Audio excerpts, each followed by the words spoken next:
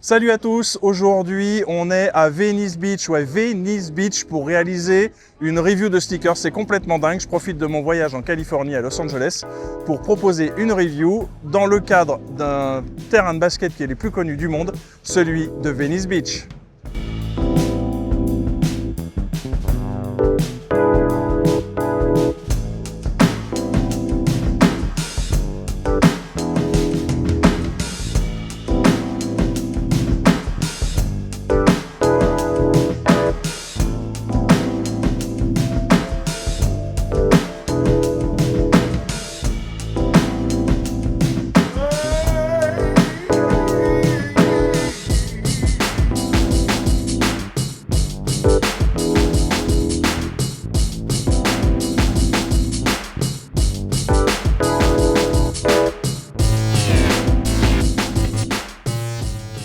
Et donc aujourd'hui, on est à Los Angeles. On va profiter de ce moment pour réaliser une review sur une chaussure qui est sortie, ou qui est ressortie plutôt, lors du All-Star Game de Los Angeles. Il y a eu une activation absolument dingue réalisée par Nike pendant toute la semaine qui a précédé le All-Star Game. Et dans ces sorties, il y avait cette chaussure, la Hyperflight PE de Jason Williams, qui est revenu pour la première fois depuis une dizaine d'années environ.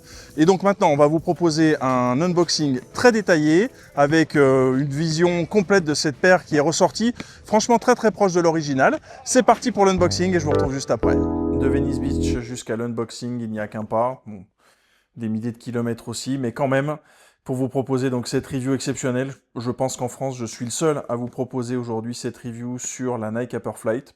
Peut-être que ça intéressera personne, mais moi, en tout cas, en tant que passionné, c'est une paire vraiment qui me parle. D'abord, on va parler de quelque chose d'important sur cette boîte. Ce sont ces 5 points qu'on va retrouver aussi sur la paire. Ce sont les 5 points du Nike Alpha Project. Oui, autour des années 2000, Nike avait lancé cet Alpha Project avec de très nombreuses paires, des paires dans différentes catégories, notamment dans le basket, qui étaient proposées. Il y avait des pubs avec Gary Payton, avec plein d'autres joueurs. Et donc, la Hyperflight faisait partie de l'Alpha Project. On va d'ailleurs maintenant s'intéresser à cette petite étiquette traditionnelle avec la mention donc Nike Zoom Hyperflight JW, et oui, Jason Williams, donc c'est directement proposé ici. Il a re-signé récemment avec la marque, et donc c'est ce qui a permis le retour de cette paire. Et donc ici on est sur un 46 qui est donc dans cette boîte, qui est vraiment très fidèle à ce qu'il y avait à l'origine. Franchement, j'ai eu l'occasion déjà de voir les boîtes. Dessous, les mentions habituelles qui font référence aux technologies de Nike. Il n'y a rien d'autre sur cette boîte. On va passer quand même à ce qui nous intéresse maintenant. C'est quoi? C'est ce qui se situe à l'intérieur. C'est la Zoom Hyperflight et on passe aux détails. Alors c'est une chaussure qui n'est pas simple à filmer. Pourquoi? Parce qu'en fait elle prend tous les reflets. Donc soyez pas surpris, vous verrez un peu l'envers du décor sans doute si vous prenez le temps de zoomer. Vous me voyez, moi je suis là par exemple. En tout cas, ce qui est intéressant, c'est d'avoir cette ressortie, une paire qui est mythique de par sa forme, mythique par le joueur qu'elle représente et l'époque aussi qu'elle représente. Une époque où, finalement, c'est le tournant des années 2000, Michael Jordan avait pris sa retraite, évidemment, il est revenu après avec les Wizards, mais il y avait aussi un afflux de nouveaux joueurs avec de nouveaux styles, et parmi eux, il y en avait deux particulièrement qui se sont détachés quand ils sont arrivés en 99 en NBA. C'est Vince Carter, évidemment, avec ses dunks plus incroyables les uns que les autres. J'ai l'occasion de revoir des highlights, franchement, notamment de sa saison rookie, il est absolument dingue. Et l'autre, c'est Jason Williams. Et Jason Williams, comme d'ailleurs Vince Carter qui par la suite portera des Nike, lui directement, il a porté des Nike. Il a eu des paires player exclusive, c'est ce qu'on a entre les mains aujourd'hui. C'est aussi pour ça que j'ai craqué pour cette paire, parce que j'aime le côté d'avoir ce qu'un joueur a porté directement sur le terrain en NBA, aux couleurs de son équipe de l'époque, puisque oui, c'est pas une représentation des Lakers et de la ville de Los Angeles, mais bien des Kings de Sacramento et de leur couleur mauve traditionnelle. C'est ce qui avait marqué aussi la relance des Kings avec l'arrivée de Chris Webber, Vlade Divac, Peja Stojakovic, cette équipe qui allait jusqu'en finale de conf en 2002, qui a eu des soucis de blessure. Il y a Mike Bibby après qui a été transféré contre Williams. Mais en tout cas, le tout début de cette période, le renouveau un peu de la NBA qui a été lancé au tournant des années 2000 avec ces jeunes joueurs et avec le côté flashy de Jason Williams. Nike avait marqué le coup avec des produits quand même assez poussés, les Shox du côté de Vince Carter et du côté de Jason Williams et de plein d'autres. C'était donc cette gamme Hyperflight qui a été proposé dans plein de coloris à l'époque. On voit l'Alpha Project qui est directement, vous le voyez, sur la chaussure ici, et un design qui est hyper agressif. On peut pas dire le contraire. Franchement, d'abord, elle est 100% violette, donc vraiment pas simple à porter comme ça. Mais bon, moi, je m'en accommoderai sans aucun problème. On a aussi cet élément de support qui est carrément affiché à l'extérieur. Ça pourrait être dessous et rendre la chaussure carrément toute lisse. Mais non, en fait, on a un élément de support qui vient carrément dessus pour marquer, pour montrer un côté très agressif. Et puis, on a un upper qui est carrément seamless, hein. Vous avez ici une couture.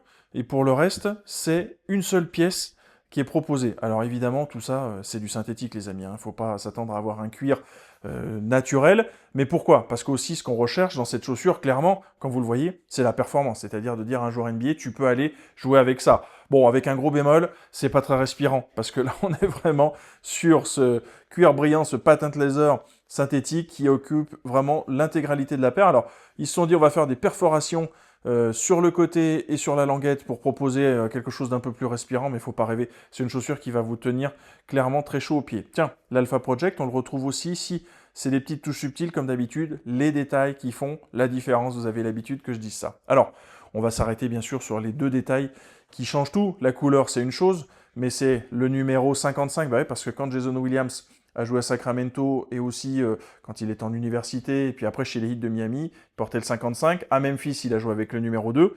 Mais là, on a donc son 55. C'est tout simple. Vous voyez, il n'y a pas besoin d'avoir un truc de fou, un logo, quelque chose, juste avec le numéro du joueur. Boum, ça fait la différence. Et évidemment, c'est la même chose sur l'autre pied, quand même, vous le précisez. Et puis, l'autre détail, c'est à l'arrière, son surnom, J. Will, on l'a appelé aussi White Chocolate.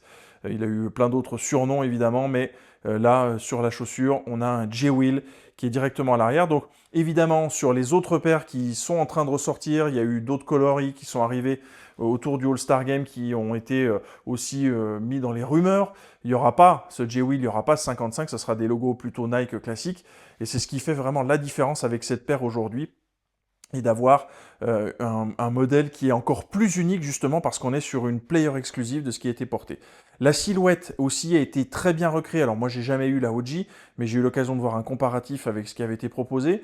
Et pourquoi? Parce qu'en fait c'est Nick De Paula qui est, vous le savez peut-être, on va pas dire un influenceur moderne, mais c'est quelqu'un qui travaille autour des sneakers, qui était chez Soul Collector, qui a travaillé sur ESPN, qui est toujours très impliqué, qui a en fait fourni sa propre collection de rétro de cette paire pour pouvoir proposer une rétro qui soit la plus fidèle possible. Donc Nike en fait a utilisé ses archives personnelles pour créer et recréer notamment, alors ils en avaient aussi dans leurs archives, mais ça permet quand même de recouper les informations et d'avoir quelque chose qui soit le plus fidèle possible à la version d'origine. Donc ça c'est vraiment très cool et je pense que justement le respect de ce qui a été proposé ici se ressent totalement. Donc vous voyez aussi que cette forme de maintien, ce support supplémentaire, vous voyez qu'il est également présent à l'extérieur. J'ai eu l'occasion de parler dans la Air Max 95 de quelque chose d'un peu organique. Et bien c'est un peu la même chose en fait. On pourrait presque penser à des branches d'arbres ou quelque chose comme ça. Je trouve que c'est ce qui est intelligent dans le design, c'est faire une référence à quelque chose de naturel sur quelque chose qui n'est pas du tout naturel. C'est une chaussure. Ben là, en fait, quand on voit ce design, quand on voit ces petites touches-là, moi, ça me fait penser à quelque chose d'assez organique. Ce que ça permet, ces éléments des deux côtés, c'est vraiment d'apporter le support latéral. Et quand on a un joueur comme Jason Williams, où on change de direction en permanence, on fait des crossovers, etc., c'était important, capital d'avoir ce maintien qui était proposé des deux côtés. Évidemment, ça se joue aussi avec un renfort qu'on sent bien d'ailleurs à l'arrière qui est très présent. Le upper, lui, il est assez souple. Hein. Toute cette zone, c'est plutôt fin. Donc ça veut dire que c'est quand même très léger. C'est une paire qui est vraiment, pour le coup, légère. On pourrait comparer avec d'autres Jordan. Si on prend les Jordan de l'époque, les 16, 17, 18, on est sur des paires qui sont carrément plus massives. Bon, ça c'est pas pensé pour le même type de joueur, mais quand même, c'est toujours bon de le préciser. La technologie, ah ouais, c'est la technologie Zoomer qui est proposée. Et donc on a ce petit détail ici pour l'amorti. Et maintenant, on peut regarder également la semelle extérieure qui est, vous le voyez, un herringbone, mais alors qui est carrément explosé, quoi. C'est-à-dire que là, on a fait de très gros espaces entre chacune des marques. On a un grip qui est vraiment, pour le coup, on le sent, hein, qui est vraiment très puissant. et sur lequel on est venu faire des petites découpes pour alléger, parce qu'on sait que c'est parmi les choses qui vont être les plus lourdes, donc on va essayer de gagner du poids sur cette partie-là. On joue surtout pas à l'extérieur avec ce genre de paire. De toute manière, moi je vais pas jouer avec parce que c'est quelque chose que je vais garder en souvenir de ce trip à LA, mais pour le coup ça vaut le coup. Et puis après on retrouve les 5 points de l'Alpha Project qui sont proposés ici à l'arrière. Évidemment, je les ai mis au pied, on est sur du true to size. J'ai le pied assez, on va dire, moyennement large. Pour le coup, on a un pied qui est plutôt fin, mais en true to size, c'était nickel. La longueur parfaite, je me suis senti vraiment bien à l'intérieur. Donc, pour le coup, si jamais vous avez envie de vous faire plaisir, vous allez sur StockX, le prix vous convient, eh bien, vous pouvez tout à fait partir sur du true to size à mon sens. Et donc, voilà, c'est vraiment important de garder ça en tête. On devine à l'intérieur le Nike qui est sur la semelle intérieure. Je ne peux pas l'enlever, la semelle intérieure, elle est collée. Pourquoi? Parce qu'en fait, le bas de la chaussure, comme souvent sur ce genre de paire, en fait, il n'y a rien. Et c'est en fait la semelle intérieure avec le zoom qui vient vraiment habiller tout l'intérieur. Et donc, c'est quelque chose qui est complètement collé et qui est vraiment pensé de cette manière-là pour avoir un maintien complet. Mais en fait, si vous arriviez à enlever cette semelle intérieure, en fait, vous auriez quelque chose d'assez épais en main et avec en fait la chaussure qui serait creuse, qui irait quasiment contre cette semelle extérieure. Donc c'est aussi la construction, une nouvelle manière de construire qui avait été intronisée au départ. Je vais parler rapidement des lacets, c'est des lacets un peu classiques performance, qui pour le coup en général ceux-là tiennent assez bien. Il y avait des lacets similaires sur pas mal de paires, je crois même la Jordan 14 à l'époque, qui était très proche. Vous dire aussi que cette petite touche de cuir là, oui, tout ça, c'est évidemment là aussi du synthétique, mais franchement, en fait, quand on voit la paire, on se dit ouais, c'est fidèle à ce qu'il y avait à l'époque, et c'est vraiment un modèle qui est vraiment unique en son genre, et qui la rend pour le coup vraiment, je trouve, une pièce indispensable dans ma collection maintenant, qui me rappellera toujours mon voyage à Los Angeles, qui me rappellera toujours Venice Beach, où j'ai eu le plaisir de réaliser cette review. D'ailleurs, qu'est-ce qu'on fait? On y retourne tout de suite, c'est parti. Franchement, avoir l'occasion de vous proposer cette review depuis un des lieux streetball les plus iconiques du monde, Venice Beach, là où on a tourné notamment White Man Can Jump, les Blancs ne savent pas sauter, c'est vraiment pour moi quelque chose de complètement inespéré, comme le fait d'avoir trouvé cette chaussure, cette paire, dans un magasin plus d'une semaine après la fin du All-Star Game. Je sais que c'est une paire qui avait été vraiment énormément demandée, et donc c'est génial de pouvoir proposer aujourd'hui cette review sur la chaîne Sneak Peek. Pour vous, vous savez, les passions elles sont à leur meilleur quand on les partage, donc faut pas hésiter à liker cette vidéo, commenter, partager. Franchement, j'ai été ravi de vous proposer cette review depuis Venice Beach aujourd'hui, et je vous dis à bientôt pour la prochaine vidéo. Bye!